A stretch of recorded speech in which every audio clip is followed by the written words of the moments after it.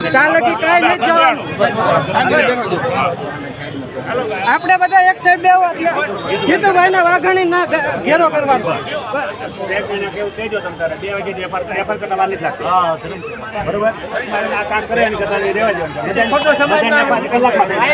ખોટા પોસ્ટરો ખોટા બધા ભેગા કરવાની આરોપી બતાવવામાં આવે છે.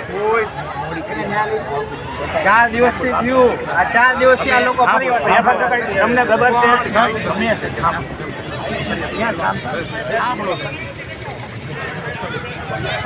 વાંધો ના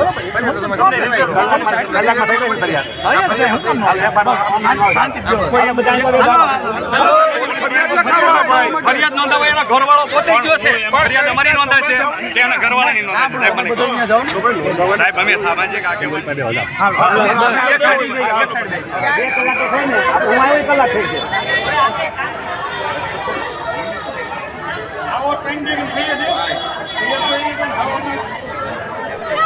રદ કરો, રદ કરો. ન્યાય આપો, ન્યાય આપો.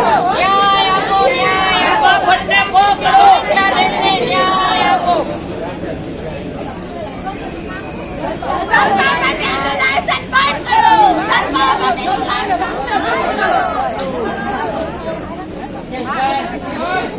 આજે હોસ્પિટલમાં 4 દિવસ થયા છે.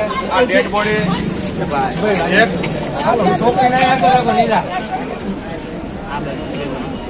ઓકે, આપનું નામ? શું બનાવ્યું? અમારા ઘરનાને ડિલિવરી માટે રાધાકૃષ્ણ હોસ્પિટલ ભગવતી શુક્રવારમાં એડમિટ કર્યા હતા 4 વાગે. 4 વાગે એમ કીધું કે રાત્રે 12 વાગ્યા સુધી નોર્મલ ડિલિવરી થઈ જશે. પછી એ લોકો એમના જલ્પા મેડમ તો નહોતે ને સ્ટાફે મહેનત કરી એમના નોર્મલ ડિલિવરી કરવાની.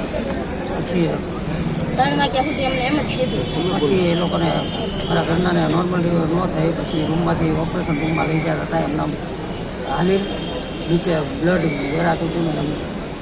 પછી 3 વાગ્યા પછી કીધું કે તમારા છોકરા કે છોકરો તમારો કે શ્વાસ નથી લેતો કે 15 મિનિટમાં શ્વાસ લે તો બચશે.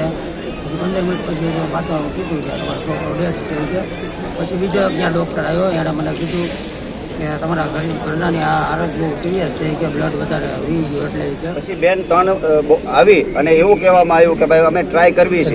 પછી જલ્પાબેને આવી અને જ્યારે 2 થી 3 કલાકની અંદર રૂમમાં રહ્યા ત્યારબાદ બહાર આવી અને કીધું કે ભાઈ આને હવે સિઝેરિયન કરવું પડશે, તકલીફ છે બાળકમાં. જ્યારે 3 વાગ્યા સુધી નોર્મલ હોય ત્યારબાદ આવી અને એવું કીધું કે આને સિઝેરિયન કરવું પડશે. તો જેના પરિવાર છે સિઝેરિયન કરી નાખો. ટૂંકમાં કેવું બનાવો? ત્યારબાદ એ બેને જ્યારે સિઝેરિયન કરી અને ડેટ બાળકને મુદ્દે ડિક્લેર કર્યું હતું ત્યાં હોસ્પિટલની અંદર. પછી આ પરિવારે એવું કીધું કે વાંધો નહીં, બેનને બચાવી લ્યો એમ. એ કે વાંધો નહીં, બેન નોર્મલ છે. પછી એવું કહેવામાં આવ્યું કે હવે 50% બેન છે ને 50% નથી.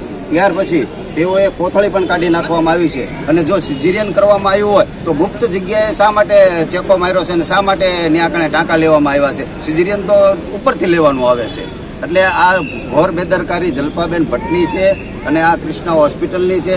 ત્યારબાદ એ લોકોએ બજરંગ હોસ્પિટલની જ્યારે એમ્બ્યુલન્સ બોલાવી લીધી પરિવારને કીધા વગર કે ભાઈ અમારી પાસે આ મશીન નથી અને તમે અહીં શિફ્ટ થઈ જાઓ. એટલે બજરંગ હોસ્પિટલમાં અમે 6:30 લઈને ગયા ત્યારે બજરંગ હોસ્પિટલના સાહેબે એવું કહેવામાં આવ્યું કે ભાઈ આ ડેથ થઈ ગયેલું છે, ત્યાંથી ને ડેથ થઈ ગયેલા છે.